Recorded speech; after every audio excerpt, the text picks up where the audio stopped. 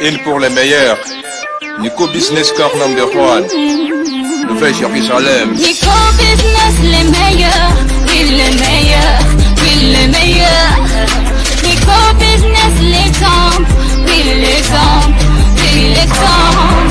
Il est l'espoir de la jeune. Nouvelle Jérusalem. Nico Business Car. Nalobi boya awawa. Boza la décité. Mituka nyoso. Confort. Garantie assurée. Kilométrage normal. Mituka yote na prix à bien. En plus, incomparable. Prix abordable. Nouvelle Jérusalem. Chez Nico Business Car. Tukuna importe miotoka ya kuachana. Kisha ekunafanya vente na location ya miotoka ya kuachana.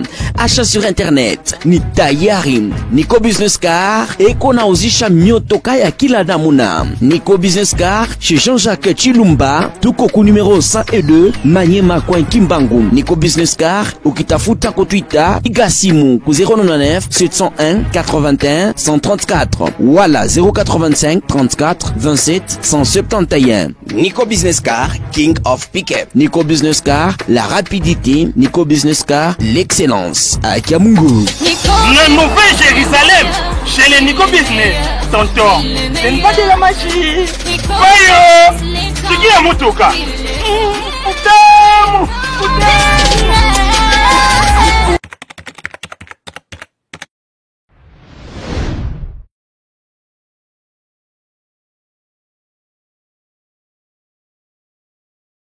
Girl, what's your name, what's your number? Let me tell my boys that I want her. She said I got ya. Tindika TV, everybody subscribe to their YouTube page. Worldwide, Africa, America, Sweden, London, Paris, France. Everybody go and subscribe to their page. You know who it is, it's your boy Shine Stone. Let me tell my boys that I want her. Girl, what's your name, what's your number? Let me tell my boys that I want her. She's an eye catcher. Let me tell my boys that. Oui, mbote na mandiko bala nyonso tu ya tindika bosa partout bozota la biso ba tindika ezaka rappel libanda te mais atina ba province bandiko Lubumbashi ba benga kabiso bandiko tina Kolwezi tina ba Goma na ba frontière tina Uganda bandiko ba komela kabiso Kenya ko tukoloba te ba lobi chaîne o informaka ba nyonso tu baza libanda mboka na batu baza na kati mboka za tindika neka ka to mesana ko solola ba bilelo to kisi to ya mwana mboka mwana mboka Ogi oaza cadre na INC abaza na kati ya cash to kosona par rapport ya masolo ni neza koleka na kati ya FCC na cash. Est-ce que mariage FCC cash ezana venir ka mulai petit débat ba négociation ti le gouvernement eza ko bimate to yoka keno autorité morale ya FCC ba kutana ina président de la République pour na kaka marametali gouvernement d'ici là pe kalaté les 15 eza prévu que ba député ba kende vacances parlementaires. Est-ce que ba député ba ko investir gouvernement avant ba kende vacances parlementaires ce qui est raté et aux alaka na retour ya ba député na mois de septembre to sommes surtout boza toujours connecté. Merci na confiance na bientôt za na mwana mboka Ogi awa mbote ndeko journaliste na sepeli mingi ngai comme nanga Ogi Meite Kazoni Kamango naza au cadre ya INC chargé à coordonnateur national adjoint chargé à recrutement na implantation ya cash toza na kati ya cash bien sûr.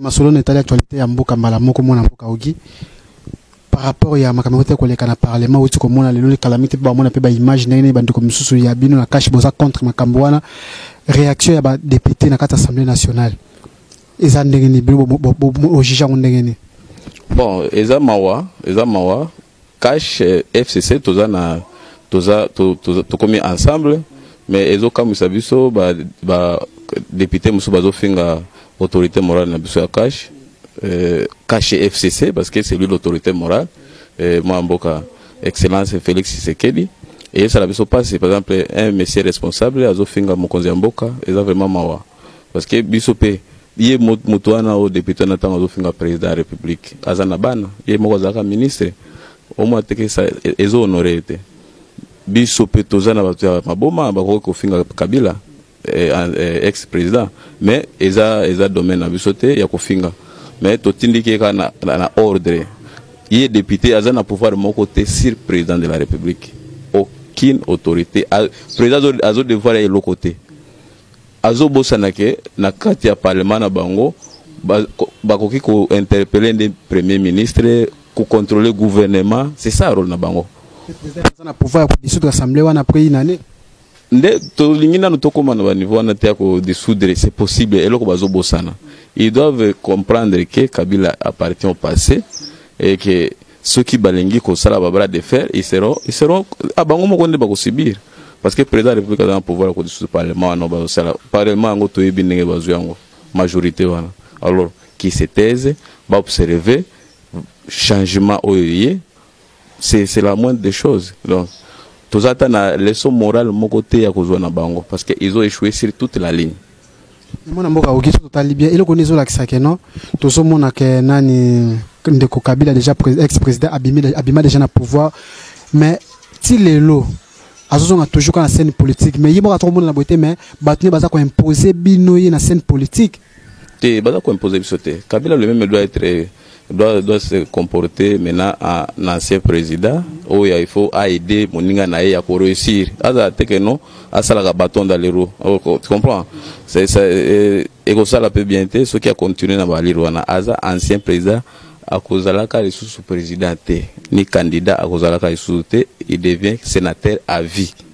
Donc ça ne sert à rien ya ko linga ko jouer ba rôle wa ngi ko jouer wana parce que ils ont honoré bien meilleur.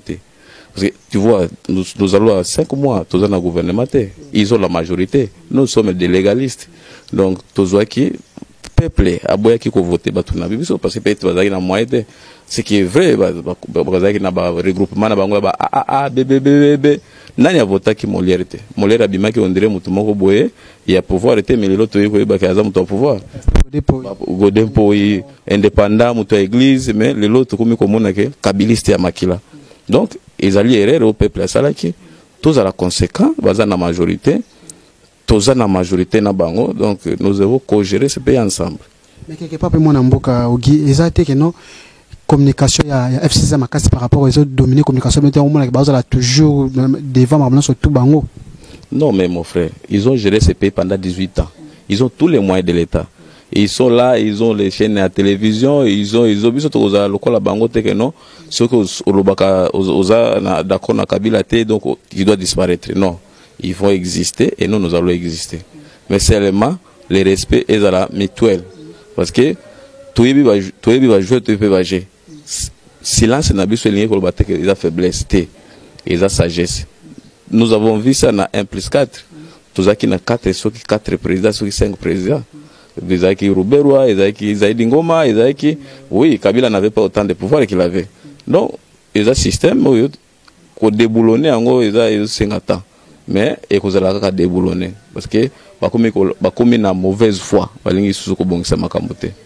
Est-ce que le mariage à FCC cache et ça peut venir à Moulaï par rapport à Makamutu Neza pour les cabos? Pour les balles, la personne moni moi c'est mobile, ma tête bazo quand dit à venir pour les athées.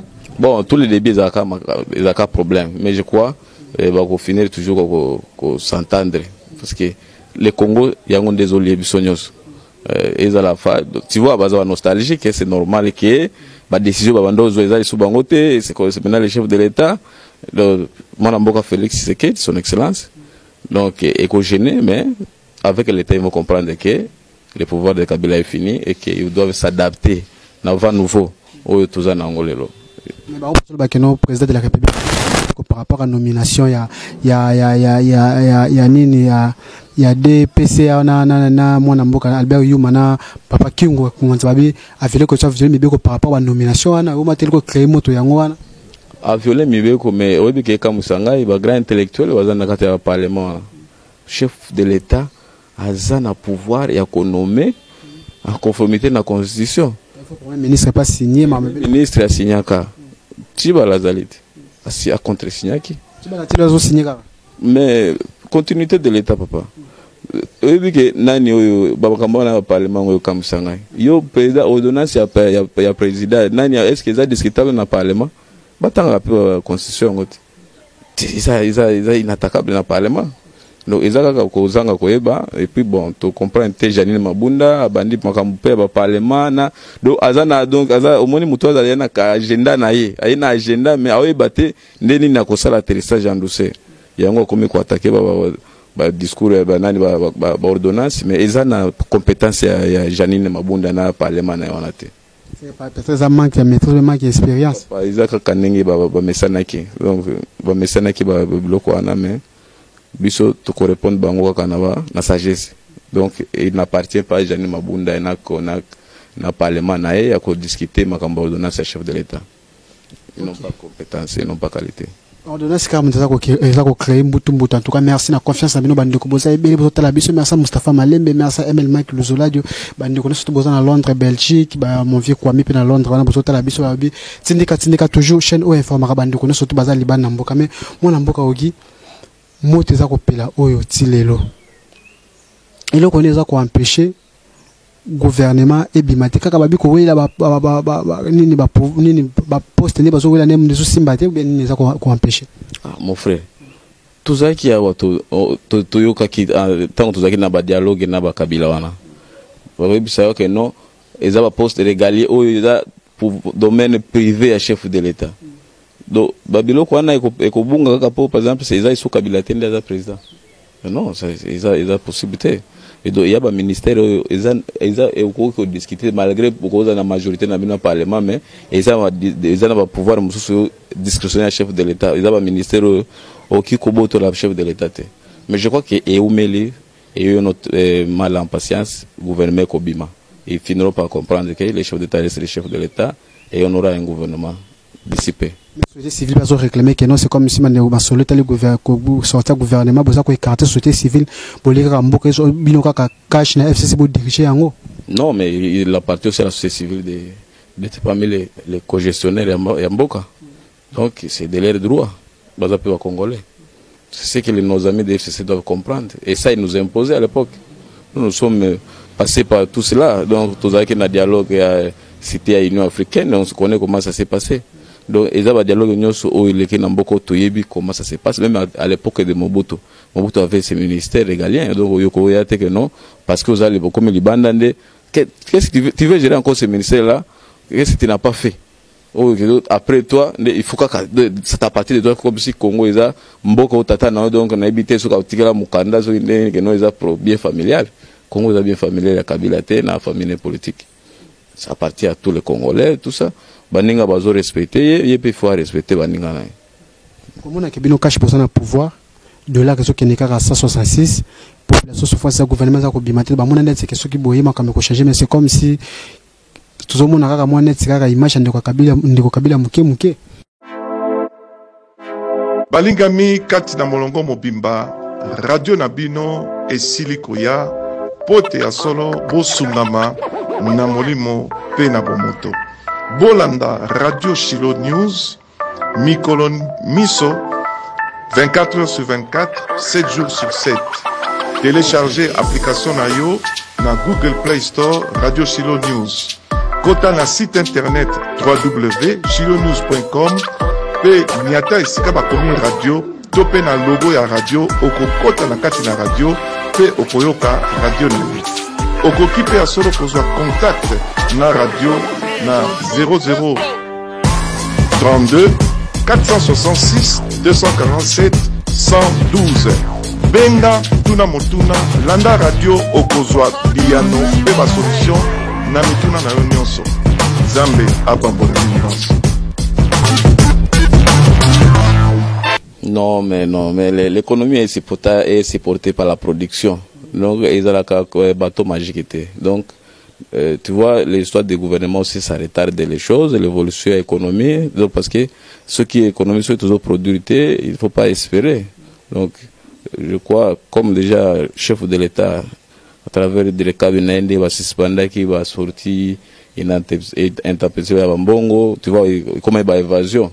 Donc, comme ils ont stoppé, il y a entré les lois ébélés, et Tikali Sikoyo, comme décision courageuse du chef de l'État, il a nommé. DG à SNCC, il y a Jekamine, tu vois tout ça, ça va faire que tout pousser sur l'économie musique et production et zonga et puis stabilité à dollar parce que tout ça en dépend. Nomination wana anommé kaka deux personnes wata nommé na batumsu ya IDFS basana 4 mais pourquoi kaka deux wana zo chama kelele c'est que bandeko ya FCC ba sepela qui par rapport à nomination ya Baba Kyungu. Non mais mon cher bon, Baba Kyungu c'est un Congolais, monsieur. Il faut pas battre un travailler dans Baba Kyungu. Il appartient aussi des droits qui est payé comme gestionnaire en Boka. Aza PPCA. Aza décidé de tenir une entreprise. Non, mais bazan de nostalgique. Depuis monter à Mabé. Tu sais que j'ai commis non sali 4 ans presque. Et qui na numéro 1. Il va dire gérer mais ce n'est pas aussi constitutionnel. Une entreprise ne peut pas avoir un DGA, un intérim ne peut pas passer 4 ans, ça qu'il soit confirmé ou va nommer Mutassika. Tout ça c'est l'anticonstitutionnalité ou comme on a l'élo.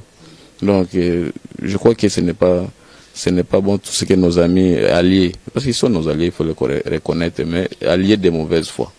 Donc quand on a nous les respectons et à eux aussi de nous respecter comme alliés.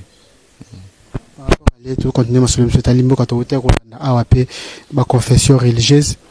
Tu as la papa, non, signé ma pétition, bon, de 3, mais c'est comme si nanga lobby que l'élection municipale est causalité. Par rapport à ça, comme on a besoin de l'état de 3, bouboundi, le changer, mais c'est comme si même système, ils ont continué. Bon, nanga, déjà, je crois que le mandat est aussi là dans 1 mois, 2 mois, je sais pas. Mais bon, ce n'est pas nanga de dire que tout ça. Je crois qu'on doit renouveler la CENI, et puis, l'élection, on a nous se fait salement, parce qu'il faut accepter, et ça les magaté. Donc, il faut salement. Ils ont droit à Congolais nyonso na ba étape ba échelon nyonso ba bourgmestre ba nini va passer par les élections. Nous tenons à réaliser ça. Donc tu vas bloquer machine tout simplement parce que tu as FCC va zotia makelele na bango va zotia wana. Non, il n'y a pas de mal à l'aise. Nous avons papa, il n'y a pas un pouvoir plus qu'un chef de l'État. C'est une institution à part. Nous avons déjà ça. Tu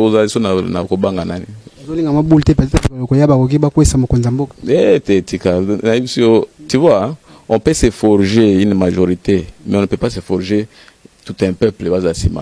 Nous sommes fiers et contents. Nous avons la population derrière nous. Toutes tentatives de déstabiliser, pouvoir en place, c'est-à-dire qu'ils retrouveront la population derrière. Donc nous n'avons pas peur de cette majorité-là, de façade. Parce qu'ils ne peuvent pas mobiliser. Ils ne peuvent pas mobiliser. Bon, je crois qu'ils doivent se taire. Alors s'ils vont dans ce sens-là, je crois qu'ils retrouveront la population derrière.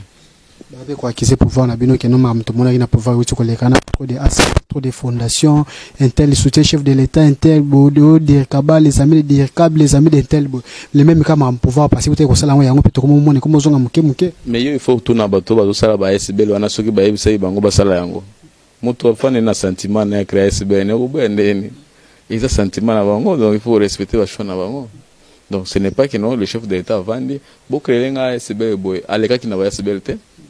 Aleka ki na parti na IDPS. Dirika bien na parti na munene YNC. Donc il n'a pas besoin de ces SBL là pour exister politiquement. Donc ils ont bateau bazo créer biloko na bango il faut tout na bango pourquoi bazo créer yango. Poste ke bakota kota bino pe ba biboza ebele kuna na kati pona masolo. Bon c'est na ebité ba motivation na bango. Mais moi je suis pas très chaud na biloko ba SBL ba nene. Bango bazo créer yango ba pourquoi bazo créer ba SBL na bango. Toko pekisa bango te. Il y a un sentiment peut-être aibi que non na parti kuna déjà c'est saturé bon pour exister pe. Voilà ba tout. Ba pe na ba ambition. Toko pekisa te. Donc ils ont pratiqué toujours bon ils ont mais ils ont que nous avons volonté à conduire.